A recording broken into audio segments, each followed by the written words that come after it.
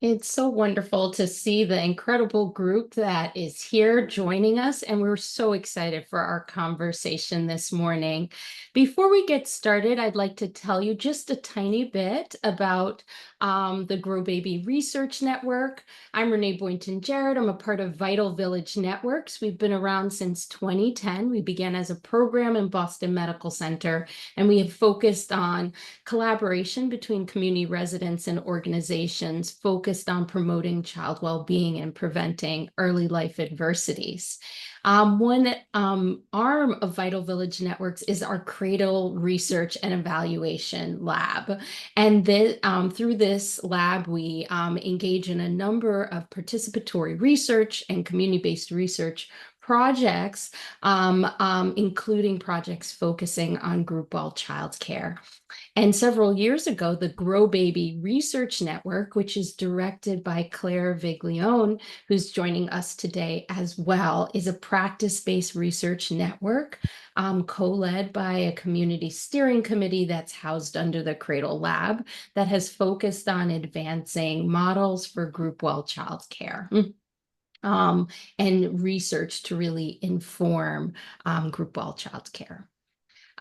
Just to share a little bit about Grow Baby Research Network, this is a network that is open for membership. So as a general member, you can kind of participate in the network in roundtables such as this one, attend meetings and presentations, trainings and webinars, help co-create and co-design projects together. And then investigators at the membership level really participate in shared data and shared development of research projects, proposals, and manuscripts.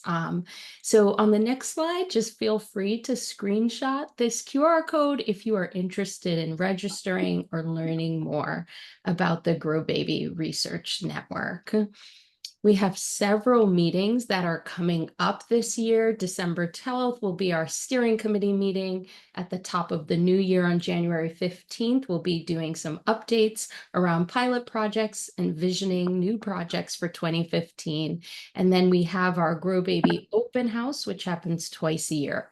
That'll be taking place on February 14th. So we encourage you to join us if possible during those times. Now, I am so pleased to introduce what is an incredible team joining us today. Now, I can't do them or their bios justice, but it's been truly an honor to get to collaborate and work with them and get to know their work more over this past year. So I will turn to Professor Linda McGowan to begin with introductions, and they'll introduce yourselves, and then we'll head right into their incredible presentation. Linda. Hi, thank you, Renee.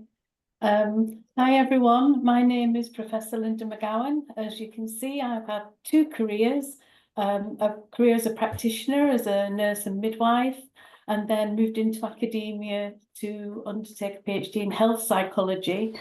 And my work mainly relates to maternal health care, birth and early childhood. Thank you. Cat? Hi everyone, my name is Cat Davies. I'm a Professor of Language Development, and as you'll hear shortly, I'm co-leading this strand on early language within the First 1000 Days project.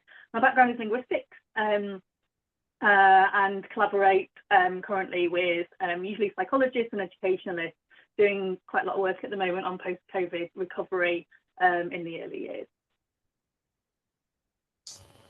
Over to Camilla, if she... I don't know. Can you hear me? Yeah. Oh my God, it's a Christmas miracle, right? Very early Christmas miracle. Hello, everyone. You've got to love the digital world that we live in. So I'm Camilla. I'm a lecturer with a background in nutrition, physical activity, and public health, with a specific focus on pregnancy and postpartum health. So lovely to be here today. Sorry for joining a bit late, and I can't get my video to work. I now have very brown hair. I don't look like my image at all, but yeah. Hello, everyone. Hi, my name is Marion Hetherington. I'm Professor Emerita at the University of Leeds, and I'm normally in England, but this morning I'm at Penn State, where I hold an affiliate professor position at Nutrition and Nutritional Sciences.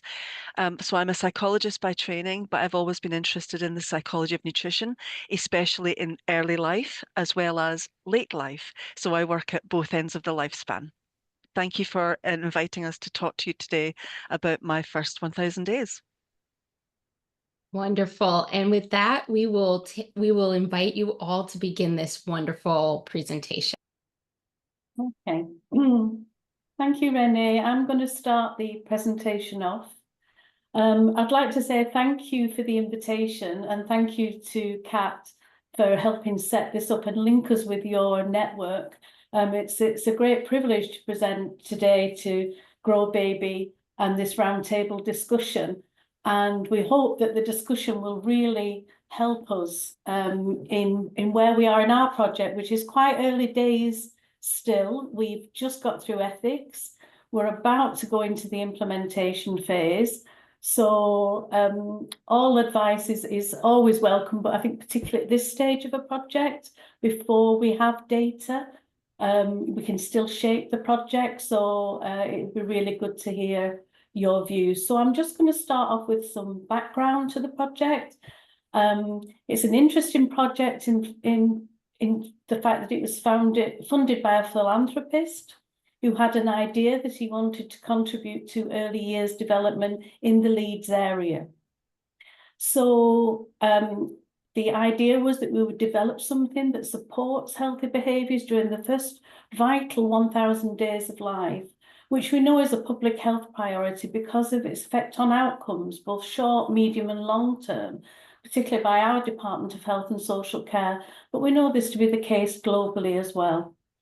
And we were fortunate in the fact that we were already in communication with an organisation called TNO, which is a technical university in the Netherlands, who'd already done a group centering model within the Netherlands, based within the antenatal space. So together we started to develop something that we could implement within the context of Leeds, which is in the north of the UK, and look at developing and evaluating a disability inclusive centering-based group care programme targeting families in Leeds, particularly those from more disadvantaged groups. So why centering? Well, there's a lot of research out there, but particularly in antenatal rather than postnatal area. It's an innovative approach, integrating medical and social care systems, and centering really much on developing a group and working with groups. So it's an alternative to the one-to-one caregiver model and health worker. And the one-to-one model is the dominant model here in the UK. Now we're focusing on the postnatal period. Initially, we decided we were going to look at 0 to 2s, but as we've developed and realised our time frame, we're going up to about 7 months now, as you'll see as we progress to. So we wanted a high quality programme that we could measure. The reason for the focus on postnatal is that we did start to engage with our colleagues in Leeds, our key stakeholders, which is the maternity services, public health in Leeds, and the 0 to 19 nursing teams. However, in the UK, midwives give care to postnatal women and their babies up to 6 weeks, and then the care is taken over by the health visitor. So the health visitor would be a key person if we were going to deliver health interventions here and do health checks. However, it became apparent that because of economic problems within the UK and cuts, it was very difficult to release health visitors to this programme. And in fact, we'd be taking them away from maybe vital services. So with lots of discussion with our co-stakeholders, we've decided to employ family wellbeing workers to deliver and implement this programme. And one thing that we may come back, one thing that we may come back to in the discussion is group care is fascinating to me because we all sort of intrinsically know that groups work and they can work really well. As a healthcare practitioner in the past, I've run groups that work really well, some not so well. But it's a new paper that's just come out actually and it's timely, which was a systematic review, a realist review, has looked at what are the mechanisms of it. We know certain things work, such as satisfaction, peer support, healthcare learning within these models. But we might come back to this later, is what actually do we think are these core components? And this paper actually has pointed out that the more disadvantaged the groups are, the higher the gain is likely to be. And we need to record carefully our populations and our settings in order to measure this. Next slide, please. So the study aims, so it's to design and test this integrated model of group care and focusing on 3 key areas for child development at this time. And this is what my colleagues will lead on next, which is physical activity, food and nutrition, and language and cognitive development. And we see disability and inclusivity as a golden thread that will run right throughout the project. And this has been the case right from the initial design, and we're going to take that right through to dissemination. So it's a small project, and it's the start of, we hope, something we can build on. So our first phase is to assess the acceptability and feasibility of this programme. Can we work this programme within the context of Leeds to start with, and then are we able to scale up? So we're going to assess very much the acceptability, but also preliminary effectiveness is our secondary aim. And in order to scale up, we'll need preliminary effect sizes, and the data that we gain from this study will hopefully help us scale up to a bigger full-scale trial or intervention. Next slide, please. So going back to the disability inclusive model, Professor Hannah Beckett can't be with us today. He's leading on this strand. She's a sociologist by background and is an expert in disability studies. We're keen to be as accessible, inclusive and culturally sensitive as possible and try and address those sometimes hidden barriers, physical structural barriers, communication barriers, and particularly stigma and discrimination, and to improve the family health and well-being, including stress management and inclusive physical activities and communication, so that the programme has something for children of all ages and with whatever aspect they're coming with it. And the overall aim is to be able to support early childhood development for all. Next slide, please. So the programme design, where are we at? So I've said it's a feasibility study and an acceptability study. We're just on the cusp of starting recruitment, as you can see, November, so it's quite an exciting time for the team. We're going through a range of daycare and children's services, third sector voluntary organisation, pregnancy groups, and using social media. We're including primary caregivers, that's a parent or guardian, and recruiting in the 3rd trimester of pregnancy. It's a 6-month programme beginning when the child is 5 to 7 weeks old, and there'll be 8 2-hour sessions delivered face-to-face within a daycare centre or a suitable setting such as a daycare centre. So our 8 groups will have approximately 8 to 10 caregivers in each group, and will be facilitated by 2 of our family wellbeing workers. And our approaches are workshops that focus on the interactive group learning and the real sharing of experiences, moving to peer support in order to build confidence within the caregivers and parents, and community building. And we'll use a range of questionnaires, including standardised instruments and questionnaires, interviews, focus group discussions, and reflective journals to collect a variety of data. Next slide, please. So this is a map of the sessions as we're about to deliver them, starting roughly when the child is 5 to 6 weeks old and moving right through to session 8, where the child was roughly about 7 months old. So they will start every 2 weeks initially, the top line, and the bottom line will take place every 4 weeks. And you can see that the topic areas, apart from the welcome, go through a range of sort of concerns that parents might have at the different stages. So the early groups will focus on concerns like crying baby, safe sleeping, feeding, and moving on to feeding, but bringing in things that are important to people who've just delivered, such as care of the pelvic floor. So looking after the caregiver and the baby.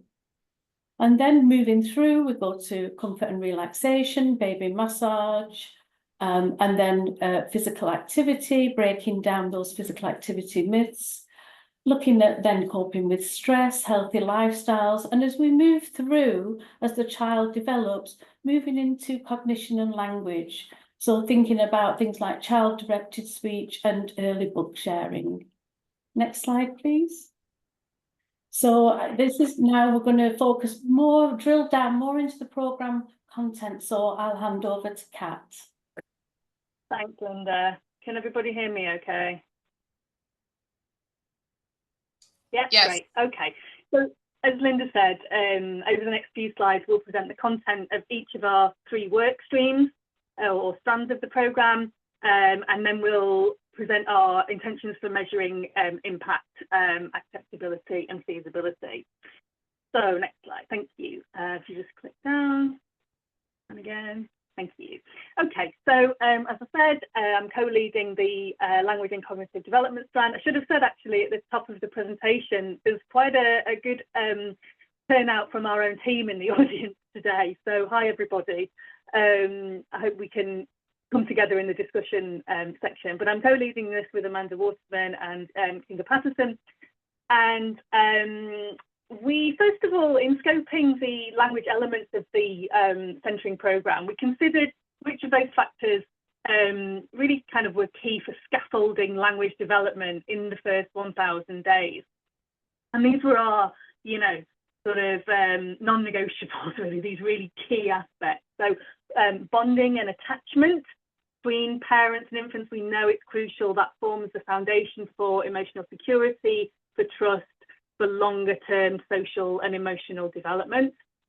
Joint attention, we know plays a key role in helping infants develop their attention, their focus on the world, which is a precursor, a prerequisite for a whole range of aspects of cognitive growth, including language. We looked at multisensory interactions, so the use of gestures and songs alongside speech, all being essential tools for early communication, helping babies build those foundations for language. And it also is very much in line with the inclusive nature of our programme. So all the activities that we've developed can be adapted for children, so disabled children, disabled parents, as well as others. So we really keep that sort of diversity in mind. Early conversation skills, so these kind of rules of engagement, the turn taking, the responsive interactions, the warmth between parents and babies, again laying that groundwork for future conversational skills, language and social engagement. And then last but absolutely not least is the promotion of early literacy. So exposure to books, songs, rhymes, stories at home and in the community to really stimulate language development. And we know from this large evidence base that those families with access to books, access to libraries, really will be providing really strong foundations for their children as they enter school and beyond. So you see the bottom panel there is how we then kind of mapped these elements onto our delivery timeline. So there are 4 sessions within the 8-week programme, or the 8-session programme, sorry, that Linda just gave an overview for. So 4 that feature language development sessions. So the first one is on bonding. We've called that Face to Face with Your Brilliant Baby. The second one is on communicating with your baby. So again, it's that kind of back and forth. It's really empowering parents to see that they are their child's best communicative partner. We're using the still face paradigm to really show the kind of hard work that babies do to keep parents engaged. Then we'll move on to early conversations. So the elements of child-directed speech or baby talk. There's still some interesting kind of misunderstandings and myths about that in the community. And then we're hoping to take our participants to a group session at a local library to really embed that reading within the community context. So a couple of examples, I suppose, from the sessions. So the early one, we're looking at kind of vision development and really using that as a vehicle for eye-to-eye contact, face-to-face contact, parents really kind of taking or paying attention to their baby's cues. And we'll run a kind of fun two-fold quiz around vision development within that session. As I said, we're using some fantastic resources just from YouTube on interaction and showing some really interesting models of that and how that can look quite different across populations. And as I mentioned, the library visit for the final session there. So that's a really quick overview of our strand. I will pass to, I think it's Camilla next. Yes. Yes, perfect. Can you hear me okay? Yeah. Wonderful. Okay, so yeah, I lead on the physical activity stream together with my colleague, Professor Karen Birch. So sort of a first sort of starting point is, of course, to identify the support needed to promote physical activity for this group. So this is a lot about considering the barriers that are in place concerning physical activity, and that includes insufficient support from healthcare professionals, cultural and social constraints, and then also limited access to suitable and safe spaces to do physical activity. And then, of course, trying to identify some solutions. But with a focus on healthcare professionals, what we've also thought is it's really key to ensure that the family well-being workers, so our facilitators, are well equipped to deliver content around this stream. So identifying their training needs has been key, and then, empowering them to deliver this content. And then, of course, it's about coming up with activities that will actually engage our participant and get them to be more active. And that's where our consultations with our stakeholders are really key. So running the activities that we've designed by our stakeholders to ensure that they are suitable and inclusive. And then we've also come up with a lot of practical support and activities to implement both during the sessions, but also in terms of building up a portfolio of resources that participants can consult. Next slide, please. Okay, so on this slide, you can see an overview of the core physical activity sessions. So we have 4 core sessions across the duration of the program, and we start at 8 weeks, so in the second session. And we start off, as Linda alluded to earlier, with a session around pelvic floor health. And in the UK, that is very, very topical and timely because the government here has just invested millions of pounds into a new pelvic health service that's being launched this year, really recognizing the need to raise awareness in this area. And we know that many women, they experience some sort of pelvic floor dysfunction following birth, and that can really affect their ability to work, but also their sexual relationships and therefore mental health as well. So part of this session, we will have a pelvic health physiotherapist come in and demonstrate exercises, talk to participants about the importance of pelvic health. And this will also include conversations around sexual health and some self-assessment around their own pelvic health. And we've sort of already reached out to physiotherapists that are very keen to be involved in this. And then, of course, we all have a pelvic floor, so the importance of pelvic health for men will also be flagged. Then in the second session around physical activity, which takes place in session 4, we will address some common myths and misconceptions around physical activity, both for the parents, but also around their offspring. And this will be in the form of role play. So participants, they will be reading out lived examples. So these are sort of examples that we have sort of put together around common myths. And then as a group, they will be providing advice and solutions. And hopefully that will start some meaningful conversations and discussions around common myths and perhaps also cultural variations of those myths. And then in the next session, that is around healthy lifestyle choices. And that activity is shared with the food and nutrition stream. So here we'll cover energy balance, so calories consumed versus calories burned. And that we will encourage participants to bring along some food packaging of commonly consumed foods, and then review the calories on the food labels, and then provide some examples of activities for them to do to achieve energy balance. So really delve into the energy costs of food. And we will, of course, be encouraging day-to-day activities. So these are things that you can easily incorporate into your day-to-day life. So active transport, household chores, and really we don't want to center it around leisure time physical activity, because the whole point is to make physical activity accessible to all.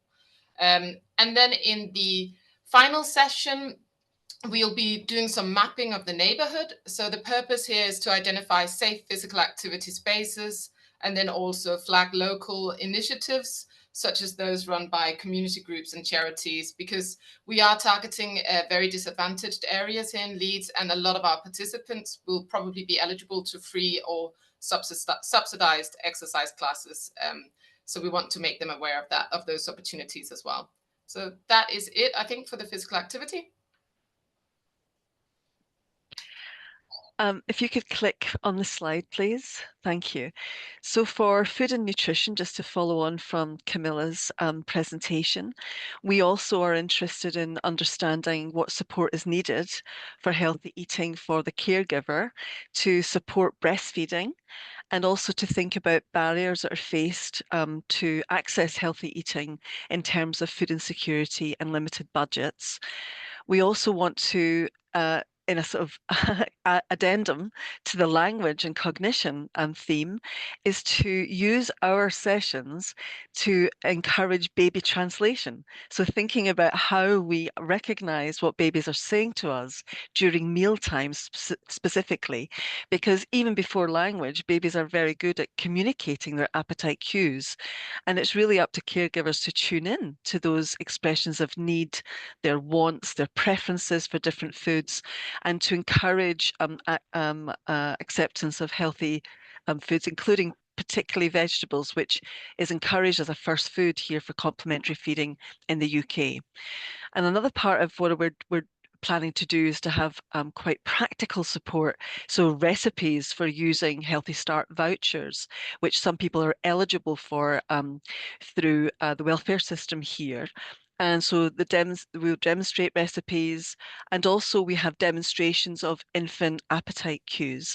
So we have developed a resource so that it can be used by the general public to understand what hunger, appetite, satiety look like in young babies before they have language. And a little bit similar to what Camilla said about looking at labels. I should have said at the beginning, I'm the joint lead of food and nutrition with Jason Halford, who's a professor of psychology at University of Leeds. And we're interested in the ways in which baby foods are marketed. He's done a lot of work on child advertising of child foods, high fat and sugar salt foods. But I'm interested in baby foods in particular, and the ways in which baby foods breach the World Health Organization guidelines around nutrient content, as well as what they're claiming on the packaging. So one of our sessions is really about looking at packaging and try to decode the packaging. So a lot of what we're doing in these sessions is about decoding what the baby is saying to us, but also decoding what the environment is saying to us about food and nutrition. So we also are interested in the feeding, breastfeeding in particular, around bonding and attachment. But for those parents who are not able to breastfeed, we also want to be inclusive and to encourage responsive feeding for formula feeding, and to understand the cues that babies give us in all different types of milk feeding and in complementary feeding leading up to the family food and the family diet. Next slide, please. So our next, can you click again? So for our sessions, and click again, sorry about the animations, we've got a session, the very beginning session is to encourage Healthy Start voucher uptake. One of the problems in disadvantaged communities in the UK is that they may be eligible for these Healthy Start vouchers, which £4 or £5 a week, depending on how many children they have, and they can use them for fruits and vegetables pulses and for formula if they wish. And the price of formula in the UK at the moment is skyrocketing. It's a really big problem. And so one of the things is to try to encourage usage of Healthy Start vouchers and to encourage people to understand how they're eligible and to give support for that and to give help, because sometimes the bureaucracy can be quite daunting, quite difficult to access. The second session would be around recognizing these baby appetite cues. We've developed a coding system so we can use our baby translator, and we're trying to use that with parents so that they understand what is being said to them. And then moving on to session 4, looking at readiness for solid foods. And we do that at 12 weeks of age, because in the UK, although everyone is encouraged to to breastfeed exclusively to 6 months, solid foods are introduced between 4 and 5 months in this country. And that's not helped by the fact that a lot of our commercial baby products actually say 4 to 6 months, which suggests, yes, that they're safe for 4 months, but it can also be interpreted that they are used for 4-month-olds. So if I can go back to that slide, so the final session is about giving some skills around tasting baby foods and also understanding the differences between the palate of a baby and the palate of an adult, and also thinking about the hidden sugars in products which say no added sugars, but if they're mainly fruit, then they have a total sugar content which is in breach of WHO guidelines. So next slide, please, and I'll pass over to, I think, is it Cat that's talking about the outcome measures, or Linda? Okay, thanks, Marianne. So as Linda mentioned at the top of the presentation, our primary aim is to assess the acceptability of the programme amongst the participants, as well as the feasibility from our own point of view. The secondary aim is on effectiveness. So I'll run through, and I'll probably summarise this, because I do want to leave some good time for discussion with the group. I'll run through the approaches for both, for my strand, and then again I'll pass that to Camilla and Marianne. The next slide, please. So as concerns language, for thinking about acceptability of the intervention. So, you know, using those well-established facets of acceptability. What's the burden? What's the ethicality? What's the perceived coherence of the intervention amongst the participants? What are the opportunity costs? Are they not doing something while they're spending time on this programme? How do they perceive the effectiveness outside of the measures that we'll give? And how empowered do they feel in terms of self-efficacy going forward? So questions like, you know, what activities does your baby seem to enjoy the most of the language-based ones that we'll try in the sessions with the baby? Of course, the babies will be there throughout. That's an advantage of the postnatal focus for us. And then lots of self-reflection, you know, encouraging them to really think about whether they can make room for library visits in their routine. Would they be able to coordinate with other women for the caregivers on the programme, who, you know, have weekly or regular outings to events or library sessions, that kind of thing. Looking at the, I don't want to say efficacy because it's not an efficacy trial, but on the impact of the intervention, we will continue to use some qualitative measures. So around bonding, for example, what surprised you the most about being a parent or caregiver? How has your connection changed over time? So these quite sort of soft approaches in terms of measuring impact. And coupled with that, we will be using a couple of quantitative measures. So this is a standardised test called Speak Cat, so the survey of parents or provider expectations and knowledge. It's a reliable and valid measure of adult knowledge of early childhood cognitive and language development. So parents will be asked through this questionnaire things like, you know, agree or disagree, true or false, there's little reason to talk to infants before they can say words, for example. Talking to children about the toys they're playing with is a great way to get them learning, these kinds of things. So this should be a really useful instrument for us. I will hand on to Camilla now to talk about their impact measures. Thanks. Oh, Marion, I think it's you first.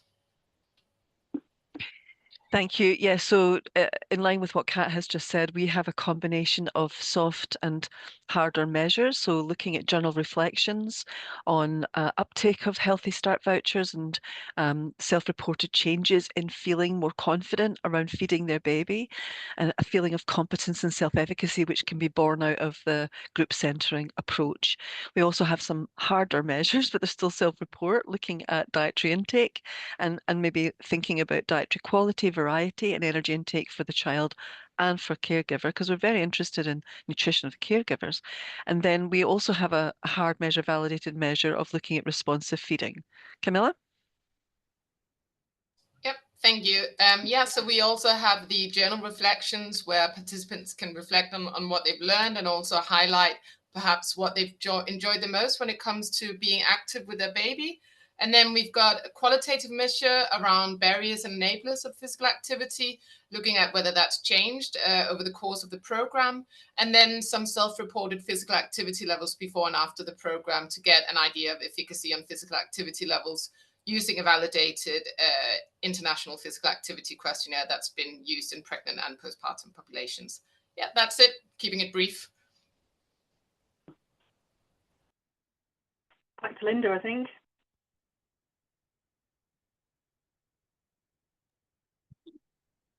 Yeah, so thank you.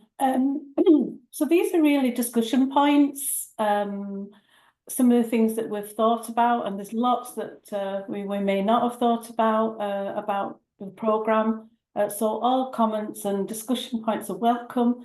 There's things like, does our programme content converge or diverge with other postnatal centred interventions that you may be involved with? And likewise, what about frequency of sessions and duration of programmes? Have other programmes ensured inclusivity and thinking about different languages, interpretation, including mums, dads, range of caregivers, etc.? And what about maintaining participant engagement across the duration of the programme? And we're hoping to be flexible in our programme so that some of this will be very much participant-led, but there's a balance to knowledge exchange and participant-led. So how do we negotiate that balance? So thank you for your attention, and we welcome all questions and comments. Wonderful. That was just an incredible presentation. Thank you all so very much. There are already a couple of questions that have come up in the chat, and there are some nice notes coming up in the chat as well around this amazing presentation. So lots of excitement about the work.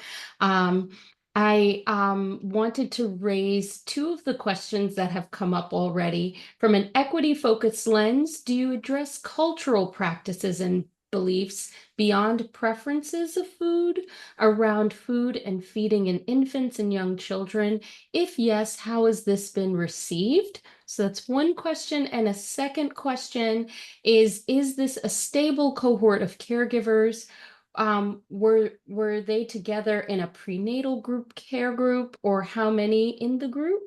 And do most participants attend all the sessions? So these are just two of the early questions that have appeared in the chat. Well, if I could address both quickly, so that if it's okay to do that, but I think we were saying 8 to 10 people in a session, in a group. They will hopefully be stable throughout their starting. So if they're starting together when babies are 6 weeks old or so, we hope for them to be stable, but obviously that might change depending on what people are able to manage in their timetable. And in terms of knowing each other before, that may be possible, but it's not geared up to that. So if we're recruiting a lot around different sessions, we're recruiting through different contexts, they may or may not be known to each other. Because there are only 2 wards in Leeds, so these are 2 areas of Leeds with high levels of deprivation, they may be known to each other, but it's not designed that way. In terms of cultural approaches to food preferences and cultural practices, we won't know how that is received until we deliver these sessions, and that's part of the feasibility. But it's certainly very important in these communities, and of course, course, using things like commercial baby foods might not be relevant for some of those individuals, because many of the individuals would be cooking from scratch traditional foods from their culture. So that's something that we will learn about in our sessions. And for some of these sessions, the recipes will have to be adjusted to cultural specificity, but we will learn from the participants as much as we are part of trying to support them through their journey in deciding what to feed their child.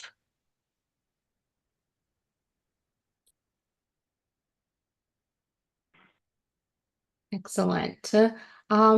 Around, there's a question in the Q&A. Is there a discussion/session that touches on perinatal mood and anxiety disorders? Shall I take that one? Yeah, it's an ongoing thing. It's not explicit within the sessions, but what we're doing is we are measuring anxiety as one of our measures using the GAD-7.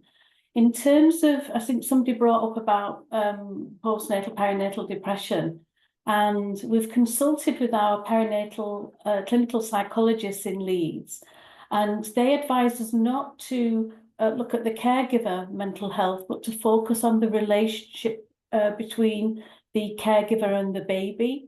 So we're using the mother objective relations scale, because the idea about the programme is to empower and enhance that relationship.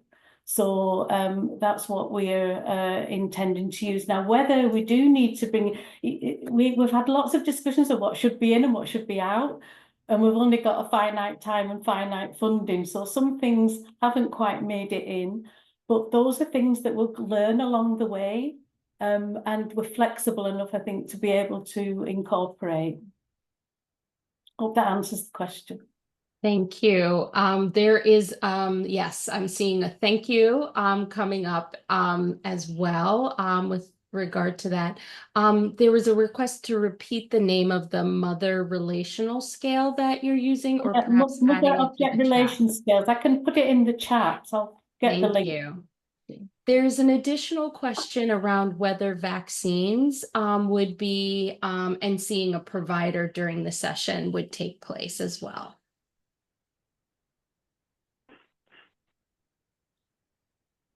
Yeah, I missed the question.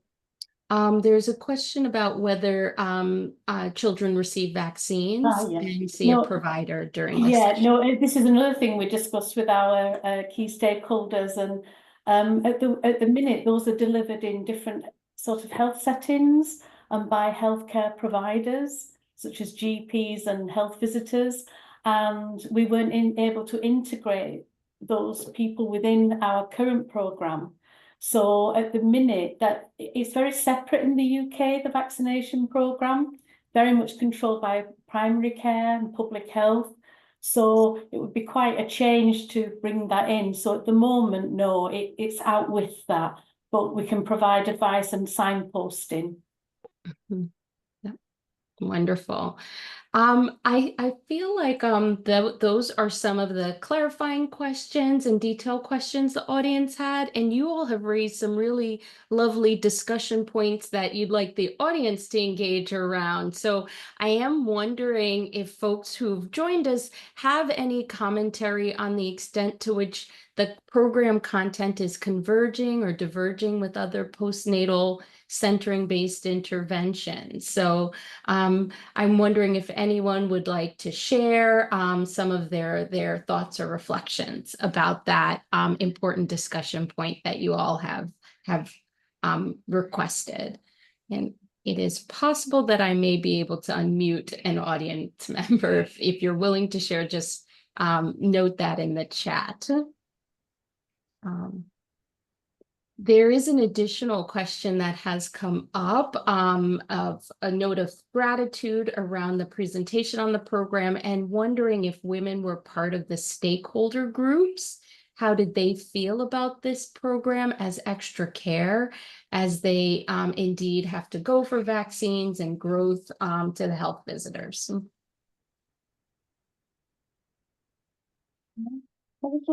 Yeah, we do have a group of caregivers and parents that give us advice on this. And one of the questions was about vaccination. So we did discuss it in the group and why we weren't able to do it in this context. But they were still keen about the programme because there was lots of areas that they were interested in, like the nutrition and exercise and you know, language development that weren't being addressed by the system as it stands now.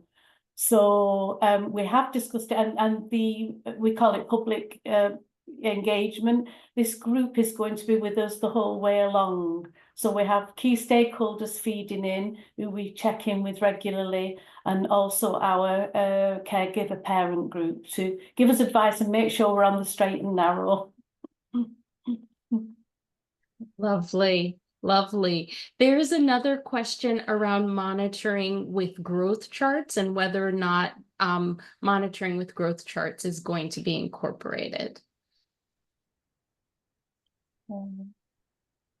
Camilla, could you take this? Hang on, sorry, could you repeat that, please? There's a question around whether monitoring with growth charts is going to be incorporated. Sorry, I get it now. Sorry, Camilla, I thought it was to do with physical activity. No, because that's what the health, they have a book, a health check book, when babies are born, and that's filled in by, you know, when they have the checks with initially the midwife and then the health visitors. So that data will be in that book. We do have access to data via Baby Leeds, which is a consortium that will collect data, anonymous data. So we will be able to sort of look at comparative data. But as I said, we've been restricted actually in collecting health data within this setting because we weren't able to fully incorporate the health visitors. So we've used a different model, which may, you know, whether it works, but also may be more sustainable, because the workforce of health visitors is really under pressure at the minute, and they're finding it very difficult to recruit. So that's why we went to employing family health wellbeing workers. Excellent. There's another question, along with a comment. The program sounds like it covers all of the topics which are currently not covered enough in other health appointments. What are your hopes in the long term? Is this program sustainable, and could it be replicated in other areas of the UK? Anybody want to say that? Well, I don't mind saying that when we teamed up with TNO, which is an organisation in the Netherlands, a research organisation in the Netherlands, they already have been rolling out this programme in other parts of the world. So they've been trialing this in not just in the Netherlands, but in other countries, quite tropical and interesting countries whose names escape me right now because I'm jet lagged. But effectively, they've already done that with their programme. And what we have done is we have been using the skill set and also the issues that are faced at a local level. So in terms of long-term aims, I'm thinking that this would, if the feasibility, acceptability part of this journey is successful, this could be rolled out into a randomized controlled trial or something where we can get a much bigger scope in order to try this out beyond the feasibility and acceptability. And whether it could go further in the UK, yes, maybe, but I don't know about overseas. I don't know about whether or not this would be transferable outside of the UK, given that this is a different type of health system, National Health Service, plus this would be additional care. Just to add to that, I think one aspect of the programme that we're really proud of is we're hoping that it will be, you know, more than the sum of its parts, with these three strands, with the disability strand around, because of course there's a lot of really interesting intersections between food and nutrition and language, and between physical activity and language, and so on and so forth. So I mean, that's part of the test, really, to see how coherent, how integrated these different parts are. And I think up to now there has been some limited provision on aspects of our programme, but actually this fully integrated, this really rich programme has actually been the preserve of those who can pay. So in terms of accessibility, we're hoping that we kind of, you know, show a proof of concept before we then potentially move on to an efficacy trial for wider rollout. Wonderful. Exceptional. This has been a really wonderful webinar. I know we're actually just beginning this conversation, but it's really wonderful to be able to exchange ideas in this way. I am sharing in the chat the links for the first, my first 1000 days website, as well as contact page. I encourage you all to please reach out to the team with additional questions and to continue the conversation. And we hope to have this webinar recorded and posted on the GROWBABY research website and shared with you all in the next week. So thank you so very much for your time today. And just enormous thanks to the team from my first 1000 days. You've clearly ignited a lot of interest and excitement from those who are here with us today, and we're really appreciative of your time. So from myself and from our research director, Claire Viglione, I just want to extend our deepest gratitude, and we look forward to ongoing discussions with this exciting work. Thank you all and have a good day. Thank you. Thank you. Bye. Thank you so much.